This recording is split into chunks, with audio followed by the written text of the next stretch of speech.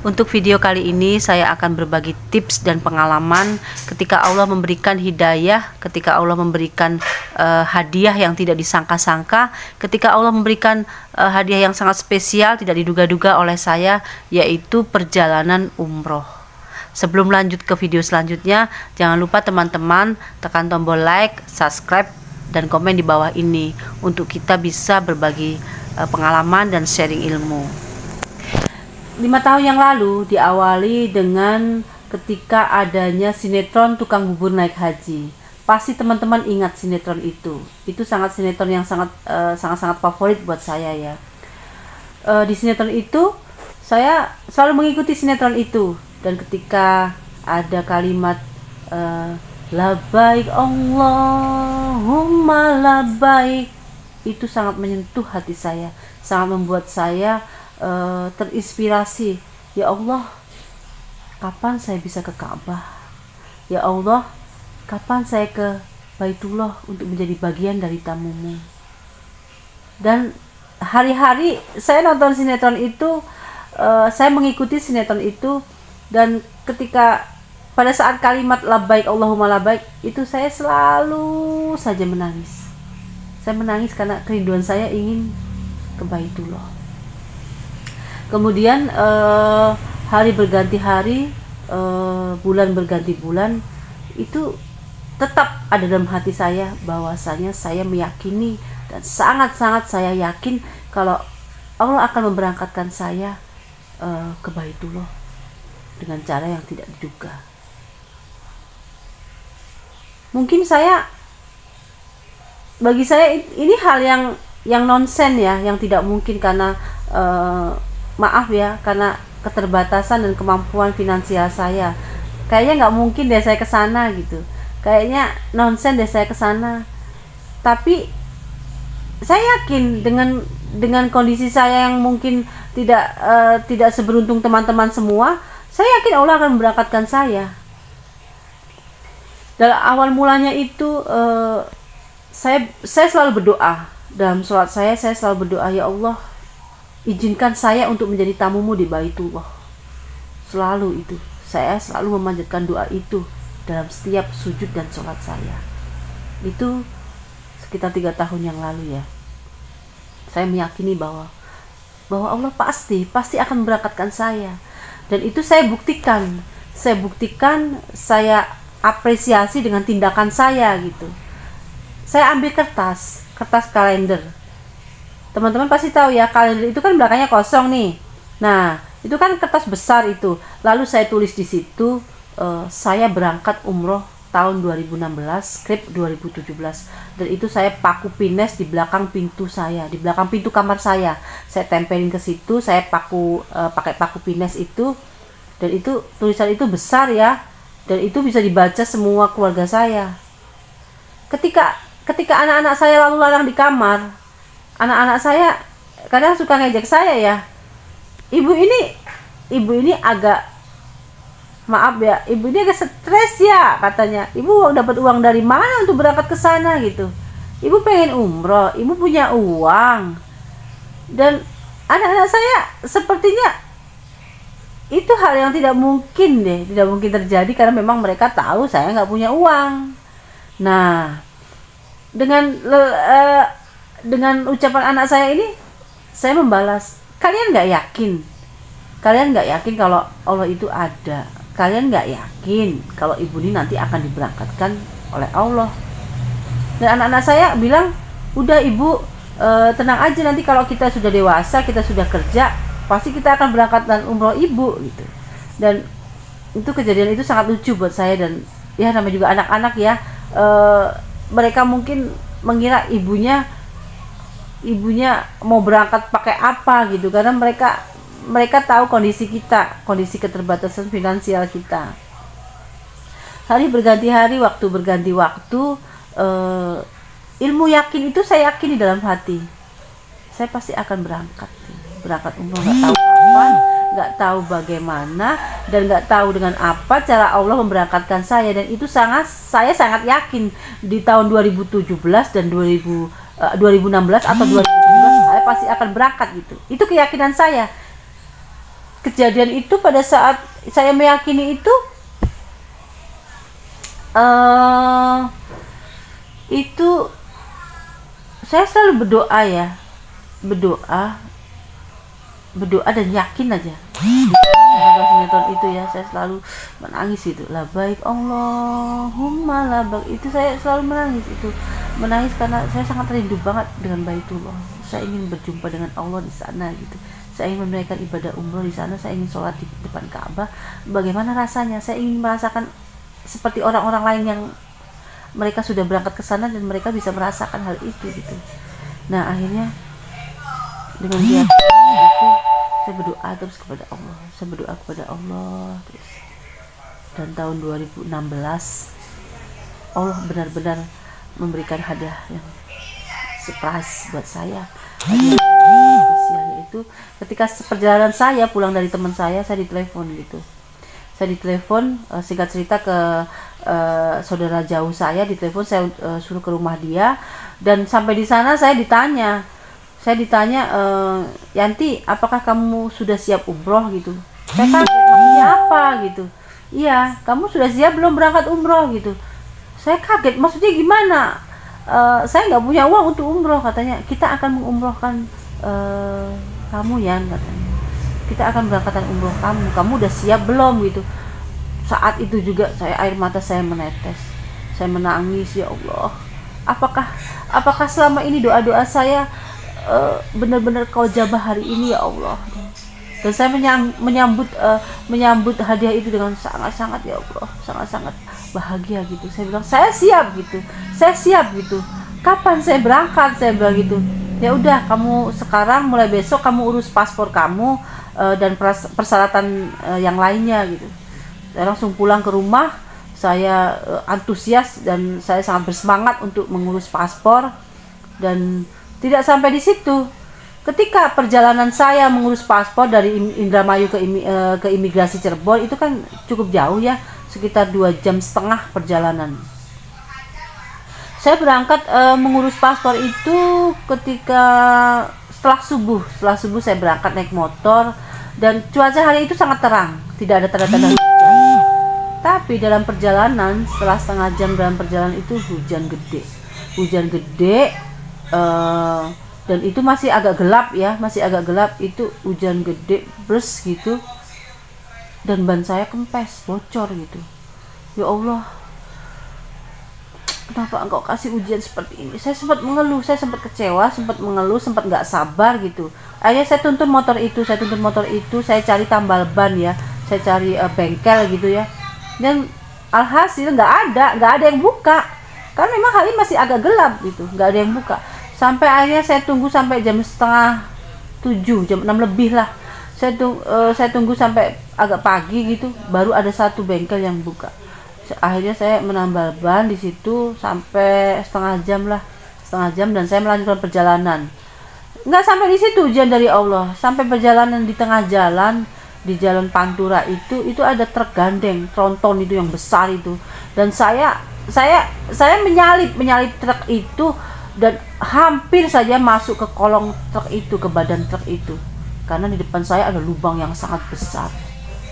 Tapi alhamdulillah Allah kasih keselamatan buat saya. Ya Allah, ujian untuk kita meraih hadiah Allah itu nggak gampang gitu, banyak ujiannya. Nah, akhirnya saya meneruskan perjalanan saya sampai di imigrasi Cirebon. Waktu itu pukul 9 saya nyampe ya. Pukul 9 saya sampai, dan saya mengisi formulir, saya antri, lalu berkas-berkasnya saya lengkapi. Nggak cukup sampai di situ. Ternyata nama saya nggak bisa dipakai untuk di paspor, karena nama saya Kristianti. Jadi pihak imigrasi itu menyuruh saya pulang, menyuruh saya membuat surat di desa untuk supaya dilengkapi Kristianti bin ayah saya. Nah, akhirnya saya pulang ke Indramayu, kemudian sampai ke Indramayu saya jam 3-an, kemudian saya ke desa, saya membuat surat perpanjangan nama saya pakai bin ayah saya, dan paginya kemudian saya berangkat lagi ke imigrasi. dan saya naik bus ya, karena saya agak sedikit trauma naik motor hari itu tuh. Saya berangkat naik bus pagi-pagi, sampai sana pun sampai imigrasi alhamdulillah saya ditolak lagi gitu. Ditolak lagi karena surat yang dari desa itu alamatnya tidak sesuai dengan KTP saya. Saya lahir di Jogja, sedangkan surat yang dari kepala desa itu saya dinyatakan lahir di Indramayu, jadi nggak sinkron gitu. Akhirnya saya suruh pulang lagi ke Indramayu. Ya Allah, ternyata ujian ini sangat susah ya, sangat sulit. Saya sedikit kecewa, sedikit marah, sedikit down gitu. Tapi ya itu sifat manusiawi ya, dan itu saya mencoba bangkit gitu. Ya Allah, ini mungkin ujian Allah gitu. Akhirnya saya pulang lagi ke Indramayu dan saya lengkapi persyaratan yang tadi. Kemudian saya paginya berangkat lagi ke imigrasi ke Cirebon, dan berarti udah 3 kali nih saya ke imigrasi, bolak-balik, dan itu membutuhkan energi, membutuhkan waktu yang cukup menyita, membutuhkan materi yang tidak sedikit. Dan akhirnya alhamdulillah kelar hari itu juga kelar. Alhamdulillah saya bisa bikin paspor gitu. Tapi paspor itu kan diambil 3 hari setelahnya ya. 3 hari kemudian saya ambil lagi paspor itu di Cirebon. Berarti 4 kali saya ke Cirebon bolak-balik, 4 kali. Nah, habis itu sudah hari keempat saya selesai. Sudah selesai, saya bisa mengantongi paspor itu. Kemudian saya balik ke Indramayu. Nah, setelah balik ke Indramayu, saya menunggu kapan saya harus berangkat. Nah, ternyata saya harus berangkat dijadwalkan tahun 2016 ya, pertengahan tahun 2016. Kalau nggak salah, ya pertengahan tahun 2016. Tapi ternyata Allah nggak cukup sampai di situ aja ujian dari Allah nih. Saya diuji, yaitu saya gagal berangkat umroh. Kenapa? Karena teman-teman pasti tahu semua, first travel yang travel yang saya pakai itu terlibat kasus pidana hukum ya, dan itu sangat waktu itu banyak tersiar di TV, di media ya, bahwasanya first travel kena masalah. Nah, pada saat itu juga saya sempat ya Allah, ini ujian apa lagi gitu. Tapi singkat cerita pokoknya saya gagal berangkat umroh karena memang first travel bermasalah. Nah, tapi saya nggak mengeluh sama Allah kali ini. Saya tidak mengeluh, saya tidak mengejes Allah, tidak menyalahkan Allah, tapi saya gini, ya Allah, saya ikhlas kalau memang saya nggak jadi berangkat umroh. Saya ridho, saya ikhlas, tapi saya yakin Allah akan memberangkatkan saya dengan cara yang lain. Itulah keyakinan saya. Nggak tahun ini, tapi nggak tahu kapan, tapi saya yakin aja pasti saya akan menjadi tamunya Allah di Baitullah. Nah, singkat cerita, pada tahun 2017 tiba-tiba saya dipanggil gitu. Yan, kamu sama saudara saya yang tadi, Yan, kamu berangkat tanggal 26 Oktober umroh. Kamu harus siap-siap ya, katanya. Ini udah fix, kata saya. Apakah ini udah benar atau ya ini udah fix gitu.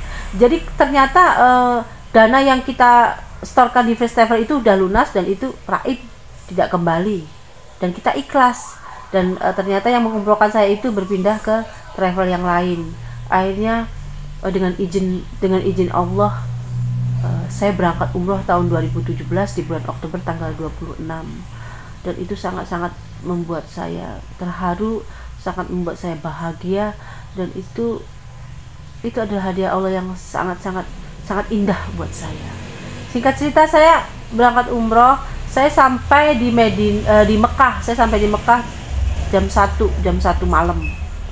Jam 1 malam itu saya taruh tas-tas saya di hotel, dan kita nggak ada waktu lagi, nggak dikasih waktu cukup gitu. Kita langsung menuju Ka'bah dan kita langsung umroh, kita langsung tawaf di situ. Dan ketika tawaf itulah saya mengalami hal yang kadang di luar logika saya, di luar nalar saya ya. ketika itu pada saat saya tawaf itu saya ada niatan, saya ingin mencium Hajar Aswad, tapi ternyata nggak bisa. Udah deket gitu, udah deket, saya didorong lagi ke belakang, udah deket didorong lagi ke belakang, dan akhirnya saya pasrah gitu. Ya Allah, kalau memang saya tidak bisa mencium Hajar Aswad, saya ikhlas, saya ridho, tapi izinkan saya untuk berdoa di depan Ka'bah, saya mencium Ka'bah, izinkan saya untuk berdoa di situ, di tempat-tempat yang mustajab itu. Pada saat putaran ketujuh itu sangat padat di situ tuh, sangat padat sekali gitu. Itu tiba-tiba begitu saya dalam hati berdoa seperti itu kayak ada semacam jalan gitu, jalan untuk menuju Ka'bah gitu, kayak nggak ada orang gitu di depan saya. Itu hal yang sangat bagi saya sangat ajaib gitu bagi saya. Ya Allah, doa saya kok dijabah gitu secepat itu gitu. Akhirnya saya langsung berlari kecil menuju Ka'bah, dan saya berdoa di situ. Saya menangis terseduh-seduh, saya berdoa di situ. Banyak yang doa saya panjatkan di depan Ka'bah. Saya mencium Ka'bah dan saya, ya Allah, ini ternyata yang saya lihat di TV itu, ini saya bisa bersentuhan gitu.